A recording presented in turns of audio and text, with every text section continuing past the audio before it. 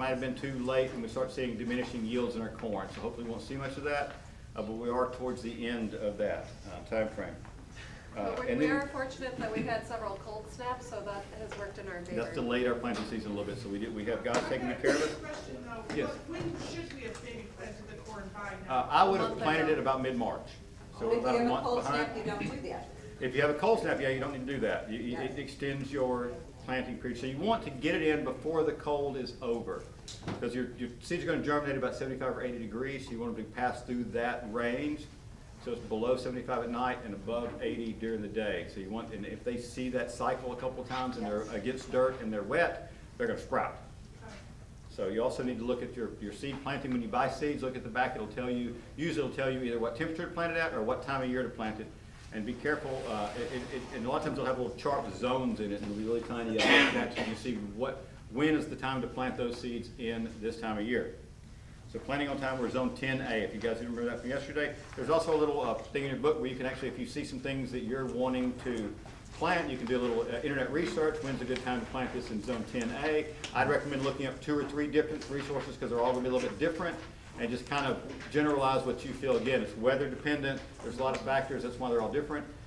Some of it's personal preference. So I would just go through and say, and we would actually have 3. We would have spring, summer, and winter planting seasons. Okay, we talked about succession planting yesterday, so crops that grow fast and have an abundant yield, you're going to want to plant a little bit of them and then wait a couple weeks and plant a little bit more and wait a couple weeks and plant a bit more so you don't have a big harvest real quick of a lot of things you can't eat. The slower crops, we tend to not worry about that because their harvest, like an eggplant, we put in our eggplant a year ago probably, and we're still getting eggplant from it, and we get 3 or 4 eggplants that come right about the same time, so we'll have 3 or 4 eggplants, and a week later we'll get 3 or 4 more eggplants. And so that kind of just does it over a long, extended period of time. Eggplants are great. If you love eggplant. I highly recommend eggplant. Like, I didn't really enjoy eggplant before. Off of 1 eggplant seed, you can get up to like 100 eggplants. Yeah. And it's Eggplant really does delicious really well here. in the air fryer. And they do good here. And who can tell me what group of the 4 groups yesterday? Remember, what's eggplant? Weeds. It is a weed. Okay, no, it's either leafy greens, roots, fruiting plants, or legumes. Fruiting plants. Thank you. You guys are solid, man. All right. If you look at this thing, crop spacing. My pages are different. I am on page. 25. Yeah, I'm on page 26. So this is what the little stick is for. I left the stick outside, I guess. But you can see this little diagram here. So the green leafies are typically, you will plant them 3 to a bed or 3 rows. So when you have that stick, you'll use the 2 outside ones and the center one for a 3. And that'll give you equal spacing in the garden of all 3. So it basically puts you 14 inches apart and centers it. 7 inches from in, 7 inches and 14 between. For legumes, which will get big and bushy, especially bush beans, you're going to plant the 2 outside that stick. So we're going to talk about the stick a lot more, but the 2 outside ones, you can see the lines here. So the 2 outside ones, I can't read that. Something in fruiting. It'll also be the 2 outside ones. So the fruiting plants tend to get a little bit bigger, a little bit bushier. And then root crops use all 5, so they're real close together. Typically carrots, things like that. You're going to plant them only, they're 7 inches apart between your rows. So you'll do a whole row of 5 feet in your garden with 7 little troughs in it when you're planting, and you drop the seeds in, they cover them with dirt. You'll create the plow. You'll plow a trench when they're like really close, an inch or so apart. You plant you dig a trench, fill it with compost, sprinkle the seeds on top, and then cover it with compost and dirt. So but you'll do 5 of those in your little 3.5 foot wide bed. So compared to the corn where over the compost you put dirt, sand, seeds, dirt. Yeah, for the ones that are really shallow, I will typically mix the compost with whatever the natural dirt is to cover it. I don't know why I do that. There's no I don't have like a scientific basis for that. For some reason, once you plant deeper, it doesn't really matter. To me, I find the ones that are really shallow, the roots, because their roots are going to be they're going to be root vegetables typically. And so they want to start off with that nutrition real close to them, and then they'll dig for more, and they'll find more compost and more compost and more compost as they go down. But they'll cause them to get deep.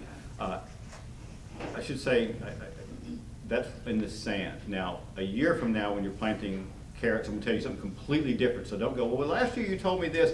It's because our soil will change. Yeah. And when you have good soil out there, you don't want to put compost in it because your carrots will all be short because they'll get enough. You want to make them go look for that nutrition. Now we've got to put nutrition there. So we might get short carrots the first year. because we're putting a lot of nutrition on top. But carrots, you don't want to put compost on them at first. You can just plant them in a really good, well established bed, and they'll go deep for their, and that's what you want on root vegetables. And so again, that's why everything's a little confusing, because there's a lot of different ways to do different things, and you'll learn this over time. I've learned this over time. And a good way to feed them, instead of putting compost for carrots and things that he's talking don't want compost, you can make a comfrey tea or something like that and spray it, and they'll absorb it that way.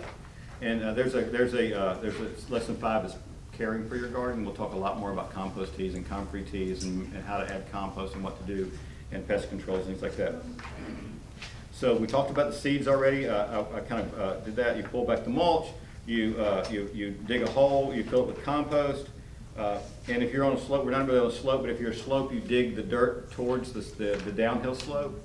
And what that does is that when you put it back, you never put all of it back, because you're adding the compost, so it'll be a little bit of a mound downstream. It kind of helps pool the water and slow the water down. Water management is huge in gardening. You want to know where your water goes. And we don't really have a lot of slopes here, so we're building a lot of little tiny puddles, basically. And then planting your seeds, you'll put the compost in. This also, because in Africa they may not have access to, they might be in a place where there's not a lot of trees and mulch and things they can get naturally. So it does say you can use fertilizer. Again, we're going to be using a natural mulch and composted manure for ours, not fertilizers. But the book will talk about fertilizer. And what you do at home is completely up to you. If you want to go grab fertilizer, feel free. We just can't do that. Beth and I can't do that. But we have the hot compost out there that we made, I don't know how long it's been, a couple weeks maybe? Been a So month, as soon yeah. as that's done, we'll be using that too. Almost 4 weeks now. Yeah, so we're about not quite halfway through our first batch of compost. We're going to make a batch of compost this afternoon, so you guys will get to experience that. We talked about planting the seeds, and then once you cover it with a little bit of soil, the seed to the right depth, and every seed is a little bit different. So you might be a 1/2 inch, you might be an 1/8 of an inch, it might be 1 inch deep. Very rarely do you go deeper than 1 inch. There's occasional ones, but read your packages. And then you spread the mulch back over the top of your seed. So once you've finished the hole, cover it back up. What I would recommend is digging the 5 holes when you get the thing, and then doing the compost, kind of working through your 5 holes. And then a week to 10 days from now, we'll go out there and we'll look for the corn sprouting up, and we will spread the mulch back a little bit to make sure, because the mulch will suppress weeds. You don't want to suppress your plant. So after they've sprouted, you kind of walk out there and make sure nothing is suppressing, because if we had that's one of the reasons we break up the mulch so much, is a mat on top of the seed bed is going to be horrible for your seed. It'll never come up through it. So the intention is to keep the weeds down, but we want to make sure our crops come through. So we'll go out there and we'll dig around, and then at about a month from now, we'll go out there and we put 3 seeds in each one, and that's 150% of what we have, because we never have 100% yield. When you plant, you'll get 80 to 90% germination rates are usually considered pretty good. Second generation, sometimes you get lower than that. And so we'll go out there, and what we're going to do is we want to average 2 plants per hole, basically. So if there's 3, we'll pull 1 out. But on this one, if only 1 popped up, then we'll leave 3 in the next one next to it, so there's an average of 2. And if there's none, if none of them pop up in one hole, then you leave 3 on each side. So we end up averaging with 2. But we always want to average that 2, and you're tempted to leave that 3rd one. As a corn plant is going to go, what's going to happen is we're designed, this garden and this procedure is designed for 2 corn plants per station. So you're going to have, you leave 3 per station, it's not with the nutrition, you're going to lower your yields, because it's going to be competing more than we expect it to. But it's okay to leave 3 here if there's none here, because we're adding, compost around it. We'll just add a little extra this one, because we won't be adding it to the one that doesn't have any, that kind of thing. You'll kind of just play that by ear. So you got that, average 2. We're going to thin them in a week or 2. Actually, about a month we'll thin them. We'll add a little bit more compost at that point around each plant. And then at about a month, we'll come in with a natural corn borer, which is, we're going to mix ash and cayenne pepper.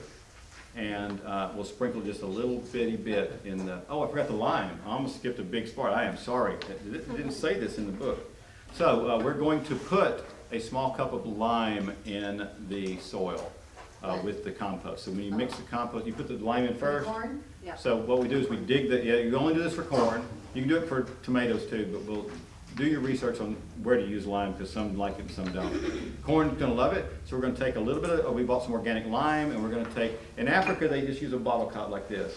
So you put one of these in lime first in your hole. Then you put the compost, then you put a thin layer of soil.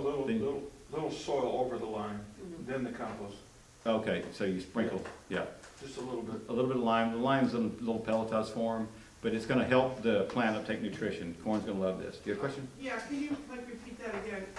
So we're gonna build our hole, and we're gonna put the lime in first? Lime in first. Before we add the Anything, compost? yes. We'll add, Okay, we'll put the so lime in, throw a little sand in there, cover it up, then put the compost in there. Compost, Then you're gonna put a little more soil, 3 seeds, a little more soil, mulch.